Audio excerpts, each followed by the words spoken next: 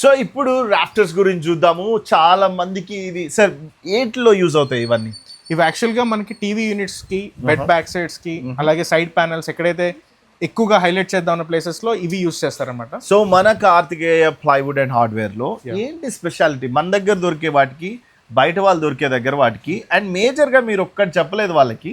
So ఏది కొన్నా బయటకి మనకి తేడా ఏంటో ఎగ్జాంపుల్తో సార్ చెప్పండి సార్. సార్ యాక్చువల్గా మన స్టోర్లో ఏంటంటే కంప్లీట్గా మాకు ఏదైతే వస్తుందో, ప్రైస్ ఏదైతే వస్తుందో దాంట్లోనే సర్వీస్ ఓరియంటెడ్గా కొన్ని ప్రొడక్ట్స్ పెట్టాం. రైట్. సో ఏదైతే మాకు వచ్చే ప్రైస్ ఉందో దాన్ని డైరెక్ట్గా కస్టమర్కే వదిలేస్తాం సార్. ఎందుకంటే ప్రతి ప్రొడక్ట్ మీద మనం ఎర్న్ చేసుకునే కాన్సెప్ట్ కాదు. సో మనం ఏంటంటే చాలా వరకు ప్రొడక్ట్స్ ఏదైతే మార్కెట్లో హెవీగా ఉన్న ప్రైజెస్ దాన్ని మేము తక్కువగా ఇద్దామని అదే మా ఛాలెంజ్ అనమాట. రైట్. సో ఎందుకంటే కొన్ని ప్రొడక్ట్స్లో బయట మార్కెట్లో ఏంటంటే డిమాండ్ బట్టి ప్రైజెస్ అనేది పెంచుతారు.